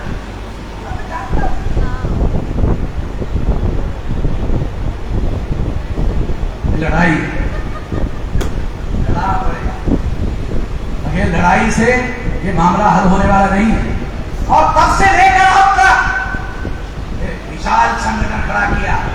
आप लोग सोचते होंगे मैं जो बता रहा हूं फेंक रहा हूं, जैसे नरेंद्र मोदी फेंकता है, कुछ लोगों को नरेंद्र मोदी फेंकता, वो अमन मिश्रा भी फेंक रहा है। अच्छा देख रहा है, देखो 5 मार्च 2019 को 13 पॉइंट रोस्टर के विरोध में भारत बंद किया। सर किया कि नहीं किया? भारत बंद किया। भारत बंद करने के बाद नरेंद्र मोदी को संसद में 200 पॉइंट रोस्टर का संविधान संशोधन करवाया। इतना अकड़ने वाला आदमी सीधा किया ऐसा सीधा 200 पॉइंट रोस्टर का संविधान संशोधन। मैं मंत्रिमंडल के अंदर एग्जीक्यूटिव डिसीजन बनाने की बात नहीं कर रहा हूं, मैं संविधान संशोधन की बात कर रहा हूं। कितने लोगों को संविधान संशोधन और एग्जीक्यूटिव डिसीजन का फर्क समझ आता है? मैं वकील नहीं हूं, मगर वकील से कम भी नहीं हूं। सुप्रीम कोर्ट में जब ईवीएम के विरोध में मैंने ड्राफ्ट लिख कर दिया तो सुप्रीम कोर्ट का सीनियर लॉयर ने कहा, किसने लिखा? हमने। कितनी वकालत पड़ेगी? काफी। कैसे लिख सकते हैं? तो मैंने सीनियर लॉयर को कहा, अगर हमने दूसरे लॉयर से लिखा तो उसी को वकील क्यों नहीं बनाया? तुम्हारे पास हुआ। अगर इतना बढ़िया ड्राफ्ट दूसरे वकील ने लिखा तो फिर उसी को क्यों देते? तेरे पास क्यों आते? सीनियर लॉयर समझ में आ, तुम्हारे पास इसलिए आए क्योंकि हम लिखने वाले वकील नहीं है, कोर्ट में खड़े नहीं, इसलिए आए हमारे पास है। ऐसा ड्राफ्ट लिखा, सुप्रीम कोर्ट के चीफ जस्टिस ने हमारे वकील को एक बार भी आर्गुमेंट करने के लिए खड़ा नहीं होने दिया और चीफ जस्टिस ने मेरे फेवर में निर्णय दिया। डॉक्यूमेंट है, ऐसा ड्राफ्ट लिखा, फेवर में ईवीएम के विरोध में निर्णय दिया। फिर सीनियर लॉयर क्या बोल रहा मेरे को, महीने का 2 लाख रुपए देता हूं, हमारे पास जूनियर का काम करते, नौकरी छोड़ करके लड़ाई कर रहा हूं तो दोबारा नौकरी बता रहे हैं। सेंट्रल गवर्नमेंट की नौकरी थी, नौकरी छोड़कर लड़ाई कर रहा हूं तो दोबारा नौकरी की बात कर रहा है, 2 लाख रुपए देने।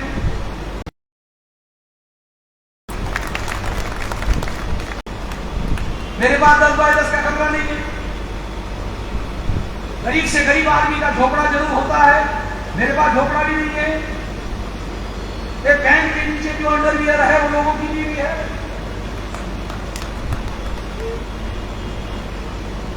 मेरे पास कुछ नहीं,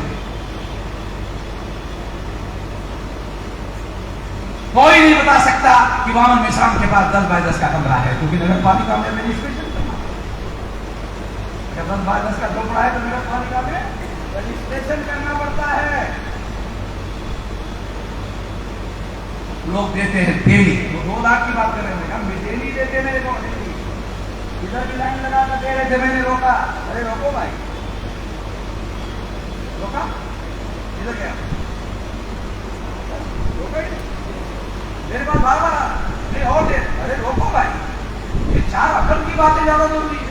पैसा आता रहेगा, पैसे की कोई हमारे पास ज्यादा अहमियत नहीं है, पैसा डेली आ रहा है, डेली आ रहा है। सारे देशभर में मेरे डेली कार्यक्रम में डेली लोग पैसा दे रहे हैं, लाखों रुपया दे रहे हैं, 2 लाख, 3 लाख, 5 लाख, 10 लाख, 11 लाख, 25 लाख।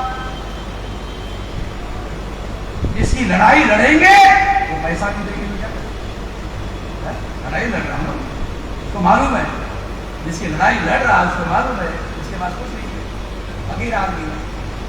नरेंद्र मोदी कहता है मैं फकीर हूं, अभी काय का फकीर है, 1000 करोड़ रुपया, 2-2 हजार करोड़ रुपया चुनाव पर खर्चा करता है नरेंद्र मोदी को, काय का फकीर है?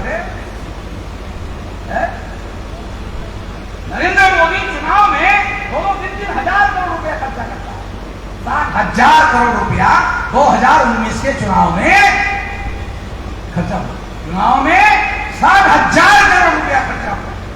जरूरी साहब कहते हैं कि ये उद्योगपति पैसा लगाकर अपने लोग चुनाव का लगना सही है, 60,000 करोड़ रुपया खर्चा, कहता फकीर है, कहां के फकीर है? हमारे पास 10/10 का झोपड़ा नहीं रहा, मैं हमको कोई चिंता नहीं, क्यों चिंता नहीं है? तो नरेंद्र मोदी हमारे खिलाफ कोई केस नहीं बना सकता, केस की भी सारा कुछ दिखाना पड़ेगा, फकीर आदमी के पास क्या है तो केस ही नहीं बनता। ढूंढ रहा होगा, बहुत लोगों को ढूंढने रहता, इसको पकड़ो, उसको पकड़ो, उसको पकड़ो, पता करो, बावन मेरा कुछ है कहां से निकालेंगे, कुछ नहीं मिले। ये लड़ाई इसीलिए हम लड़, नरेंद्र मोदी के द्वारा संसद में संविधान संशोधन करवाया, 29 जनवरी 2020 को सीएए के विरोध में भारत बंद करवाया, प्रोफेसर सीए बोला नहीं बोला, सीए के विरोध में भारत बंद करवाया। उससे पहले सीए क्या बताता हूं, आसाम में छोटे लेवल पर लागू किया, 19,48,000 लोगों को नागरिकता के अधिकार से वंचित कर दिया। आसाम में कितने लोगों को पता है हमारे लोगों को नागरिकता के अधिकार से वंचित करने का क्या मतलब है? जिसको नागरिकता के अधिकार से वंचित कर दिया जाता है उसकी सारी संपत्ति जब्त कर दी जाती है और उसको डिटेंशन कैंप में अरेस्ट करके डाल दिया जाता है।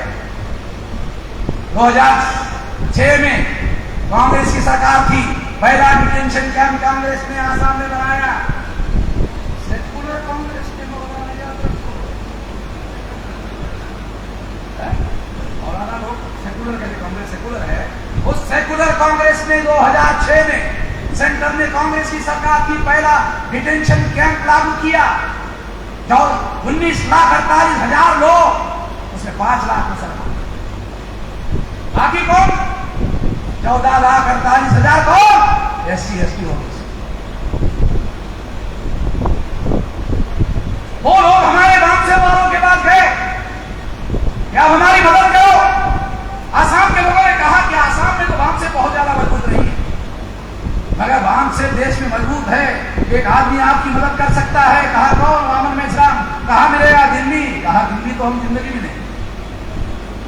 तुम्हारे 2 कार्यकर्ताओं ने 5 कार्यकर्ता आसाम के दिल्ली लेके आए, उनकी बात सुना। मैंने कहा प्रताड़ित लोगों को इकट्ठा कर सकते हो गुवाहाटी में, आसाम की कैपिटल में? कहा कई हजार लोग इकट्ठा हुए। SC ST ओबीसी के लोगों को सवाल पूछा, जब बांग्लादेशी घुसपैठियों को खदेड़ने का आंदोलन आसाम में चल रहा था, तो SC ST ओबीसी के लोग क्या करेंगे? मैंने हमारे SC ST ओबीसी को पूछा क्या कर रहे थे? कहा हम लोग बांग्लादेशी घुसपैठियों को खदेड़ने वाले आंदोलन में शामिल। तो मैंने कहा अब तो खदेड़ रहा है ना, तो आपकी तो इच्छा पूरी हो, अब आपकी क्या समस्या है? कि नहीं, RSS के लोग, विश्व हिंदू परिषद के लोग, बीजेपी के लोग हमारे घरों में आते थे, कहते थे कि मुसलमानों को भगाना है। जाहिर बोलते थे बांग्लादेशी घुसपैठियों को भगाना, प्राइवेट में कहते थे मुसलमानों को भगाना। हमारे लोगों को गुमराह करके इस्तेमाल किया और फिर 14,48,000 SC ST ओबीसी को ही। मैंने पूछा अब क्या समस्या है? तुम्हारी इच्छा तो पूरी हो गई, तुम अब चिल्ला क्यों रहे हो? तो तुम्हारे लोगों ने मुझे कहा अभी हमारा समर्थन दिया मुसलमानों को खदेड़ने के लिए, अभी सारा हमारा ही नंबर लगा दिया। RSS के लोग, बीजेपी के लोग डेली कहते हैं SC ST ओबीसी को, डेली कहते हैं हिंदू हिंदू हिंदू हिंदू हिंदू हिंदू हिंदू। और हिंदू थे तो क्यों निकाल दिया? क्यों निकाल दिया? हिंदू थे ना SC ST ओबीसी, फिर काय को निकाल दिया? अमेरिका में है क्या SC ST ओबीसी? अभी जाएंगे कहाँ SC ST ओबीसी? अमेरिका में कहाँ है? यूरोप में SC ST ओबीसी है नहीं है? कहाँ जाएंगे? निकाल तो दिया, कहाँ जाएंगे? मैंने कहा ये संकट तुम्हारे बस की बात नहीं है, ये बहुत क्रिटिकल है, मुझे कुछ करना पड़ेगा। गुवाहाटी से दिल्ली आया, दिल्ली में 29 जनवरी 2020 को CAA के विरोध में भारत बंद का ऐलान कर। 5 मार्च 2019 को जितना बड़ा भारत बंद किया था उससे बड़ा भारत बंद हो गया। क्यों? 5 लाख मुसलमानों ने सोचा अगर नरेंद्र मोदी का, RSS का, विश्व हिंदू परिषद का कानून आसाम की तरह सारे देश भर में लागू हो गया तो करोड़ों मुसलमानों को निकाल दिया जाए। मुसलमान सारे देश भर में 29 जनवरी 2020 के आंदोलन में सारे देश भर में हमारे सामने खड़े थे। पहले से बड़ा भारत बंद।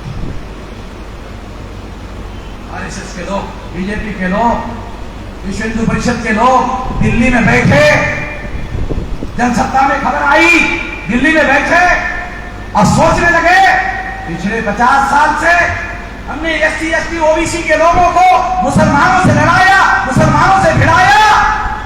वामन मेश्राम ने एक तरफ SC ST ओबीसी को इकट्ठा किया, दूसरी तरफ मुसलमान को जोड़ दिया। हमारे 50 साल की मेहनत पानी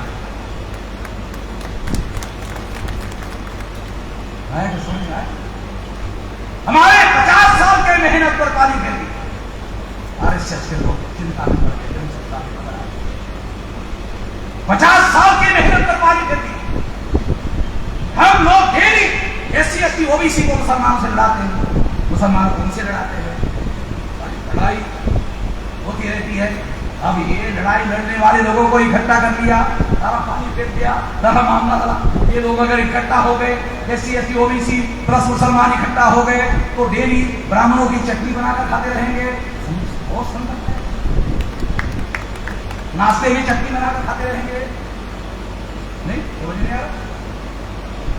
उन्होंने सोचा, मैंने तो ऐसा हुआ तो अब ये लोग हमारी चटनी बनाकर खाएंगे। जानते हो क्या हुआ? क्या हुआ जानते हो? मालूम है आप लोगों को? किसी को पता है? जो कानून नरेंद्र मोदी ने, आरएसएस ने विश्व हिंदू परिषद ने बनाया पार्लियामेंट में सारे देश भर में लागू करने के लिए, कचरे के ढेर में मैंने फेंक दिया उसको। लागू नहीं कर पाया नरेंद्र मोदी आज तक। पार्लियामेंट का पास किया हुआ कानून कचरे के ढेर में पड़ा हुआ है। बीजेपी के लोग कहते हैं नरेंद्र मोदी बहुत ताकतवर प्रधानमंत्री है, बहुत शक्तिशाली प्रधानमंत्री है। मान लीजिए बहुत ताकतवर, नरेंद्र मोदी बहुत ताकतवर, बहुत शक्तिशाली प्रधानमंत्री मान लीजिए। उसका कानून लागू ना होने देने वाला बामन ने सब कितना था?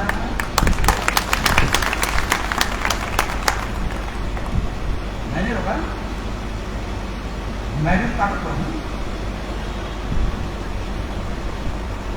और चेतावनी यहां दे रहा हूं दोबारा, नरेंद्र मोदी ने इस कानून को सारे देश भर में लागू करने की कोशिश की, दोबारा भारत बंद करो।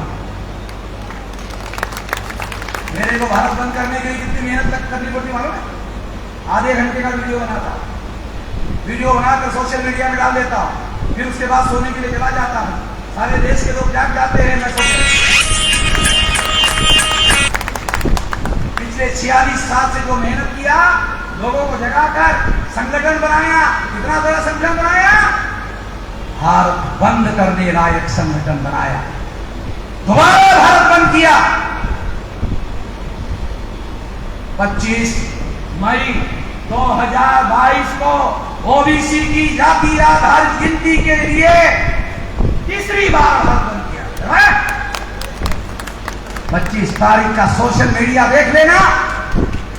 जब कोई सोशल मीडिया में 25 तारीख को देखता था ना, ऐसा बंद बंद बंद बंद बंद बंद की खबर, कोई खबर नहीं, केवल बंद बंद बंद बंद, दिन भर केवल बंद की खबर। ठीक,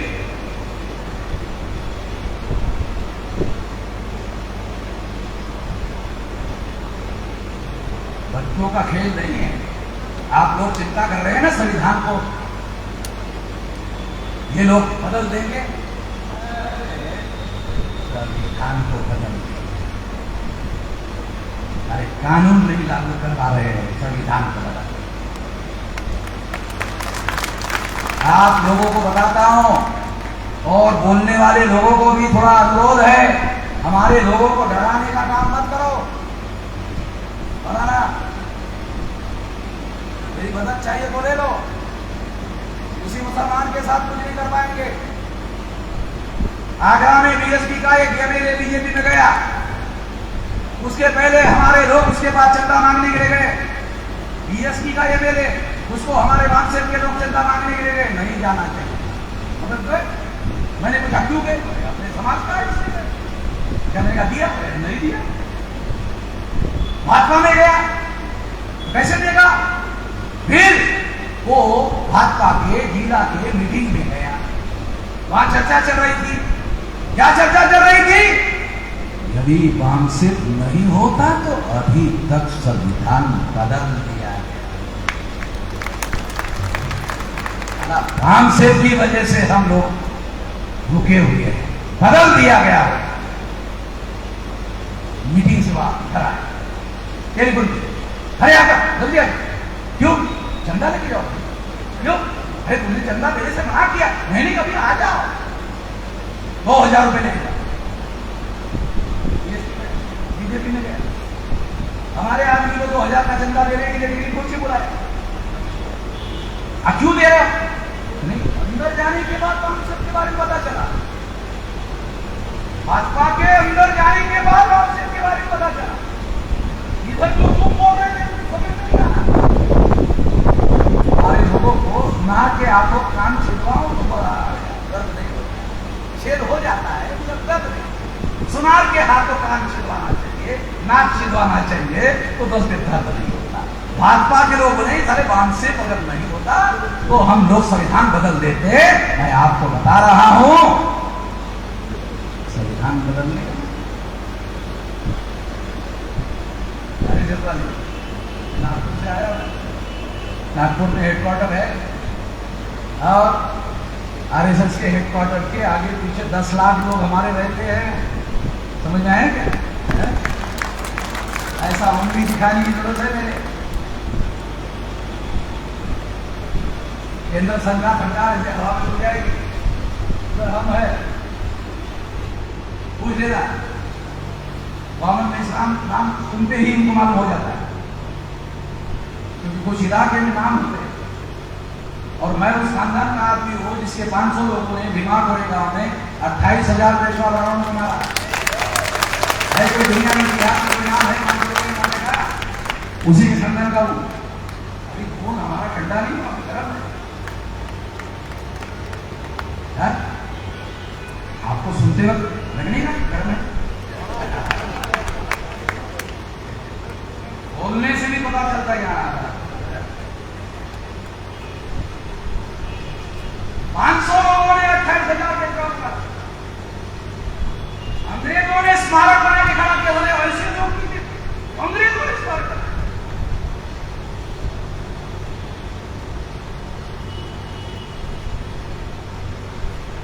मैं अकेला ही बोलता हूँ, लकड़ी देकर भी लोग बोलते देखिए वो नागपुर के मैं ये तो लकड़ी सिक्योरिटी के लिए नहीं लगे।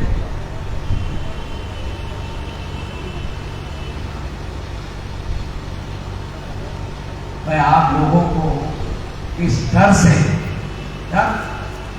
निकाल दो दिमाग से, संविधान बदल देंगे। भारत बंद कल अभी कितना, अभी तारीख कितनी है?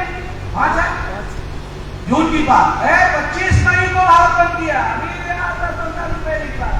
10 दिन पहले 25 मई ओबीसी की जातीय गिनती को लेकर भारत बंद किया। भारत में हुआ 5 आईबी के अधिकारियों ने हमारे 5 कार्यकर्ताओं को 25 के पहले टेलीफोन किया। आईबी जानते हो आईबी किसको बोलते हैं? डेली 9 बजे के पहले प्रधानमंत्री के टेबल पर रिपोर्ट देना पड़ता है आईबी को, इंटरनल सिक्योरिटी के बारे में, इंटरनेशनल सिक्योरिटी के बारे में रॉ को रिपोर्ट देना पड़ता है 9 बजे तक। और आईबी को 9 बजे सवेरे तक प्रधानमंत्री के टेबल पर रिपोर्ट देना पड़ता है। 5 आईबी के अधिकारियों ने 5 वामसेट के कार्यकर्ताओं को टेलीफोन किया। 25 तारीख के पहले अगर फटी भी नहीं है तो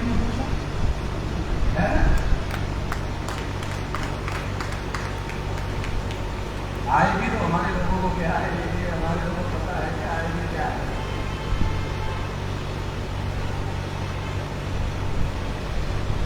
संगठन शक्ति के बल की बात बता रहा हूं। सारी दुनिया में जो भी बड़ा बदलाव आया है संगठन शक्ति के बल पर है। वही संगठन शक्ति की बात कर रहा हूं, वही संगठन निर्माण की बात कर रहा हूं। वो संगठन हमने निर्माण किया, विशाल संगठन निर्माण किया। आने वाले 10 साल में 20 बार भारत बंद करेंगे। 6 महीने में, साल में 2 बार, 20 बार भारत बंद करेंगे। भारत का कोई SC ST OBC माइनॉरिटी का आदमी नहीं बचेगा जिसको मालूम नहीं होगा उसकी लड़ाई हम नहीं करते। सबको मालूम, हर SC ST OBC माइनॉरिटी को मालूम हो जाएगा कि उसकी लड़ाई हम लड़ रहे हैं। और जब मालूम हो जाएगा तो वो हमसे दूर नहीं रहेगा। तमाम संगठन शक्ति का बल खड़ा होगा, और जब संगठन शक्ति का बल खड़ा हो जाएगा तो इस देश में जो बदलाव हम चाहते हैं, हमारे बल, हमारे संगठन शक्ति के बल पर हम लोग देश में जो बदलाव चाहते हैं। आज से 10 साल पहले हमारे लोग खुद नहीं इस बात को मानते थे कि हम बात कर रहे हैं। हमारे मामसेट के लोग इस बात को नहीं मानते थे कि हम लोग भारत बंद करके लाए। 10 साल पहले बंद कर दिया। 10 साल में क्या होने वाला है वो बता। कोई अखबार हमारी खबर नहीं छापता, कोई टीवी हमारी खबर नहीं छापता। मगर मैं जहां एयरपोर्ट जाता हूं, रेलवे में जाता हूं, बस स्टैंड जाता हूं, हर जगह मुझे परेशानी होती है। पहले कोई नहीं पूछता था, अब मेरे पास आता है, राम में सन हो गए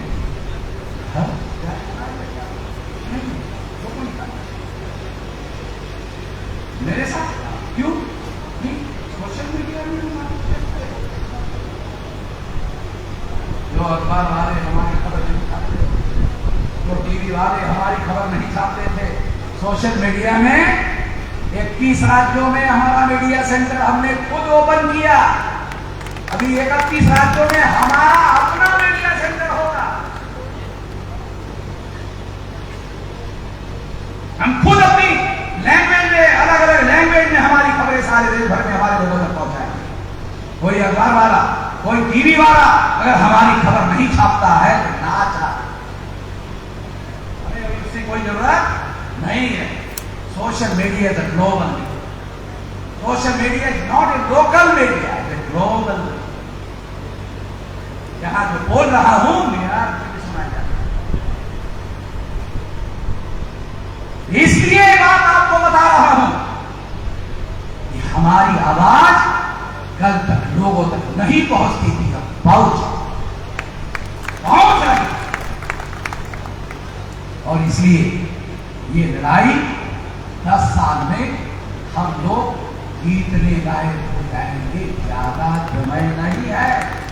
अगर कोई बुढ़ा आदमी सुन रहा है और मेरी बात सुन रहा है, कोई बुढ़ा आदमी कि 10 साल में हम इस लायक हो जाएंगे, तो बुढ़ा आदमी मरेगा नहीं, बुढ़ा मरेगा नहीं। क्यों क्यों नहीं मरेगा? उम्मीद पर दुनिया आए, उम्मीद पर दुनिया जीती होती है। पुरानी फिल्में देखो, वो हीरो 1000 किलोमीटर दूर रहता है, उसकी मां बीमार रहती है, उसका प्राण निकलता नहीं है, बोलते बेटे को आखिरी बार देखना है। वो आखिरी बार आता है और आते सब देखती चीज लेकिन भाई उम्मीद पर दुनिया का, उम्मीद पर दुनिया आदमी जो प्राण नहीं जाता है। तो इसे कह रहा 10 साल में इस देश में हम जो चाहते हैं वो करने वाले, करने लायक हो जाएंगे। तो अगर बुढ़ा मेरी बात सुन रहा है तो मरेगा नहीं।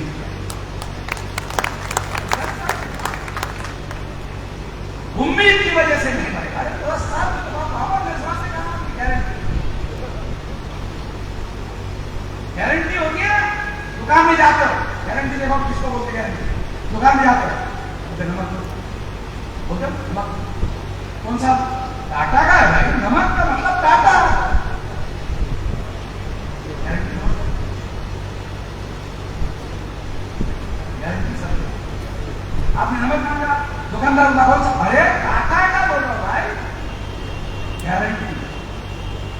टाटा का ट्रक में गारंटी, टाटा का नमक भी गारंटी, इस्लाम की विश्वसनीयता भी गारंटी, क्रेडिबिलिटी भी गारंटी। बाबा इस्लाम की 65 साल की उम्र में कुछ नहीं कर पाए तो कोई बात नहीं,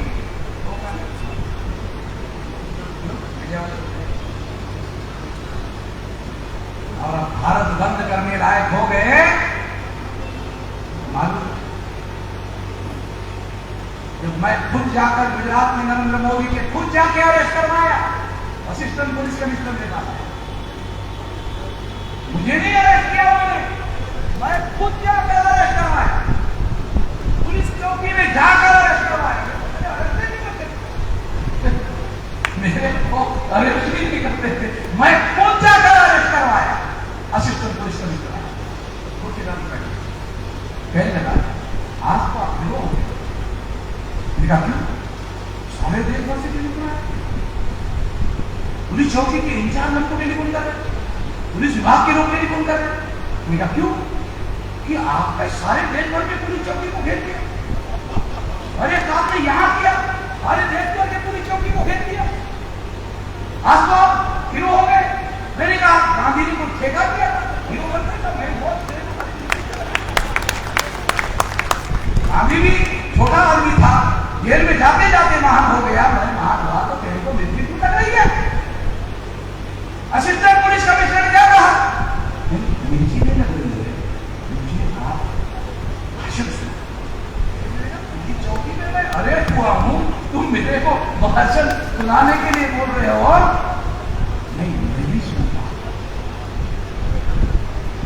मैंने कहा कौन हो?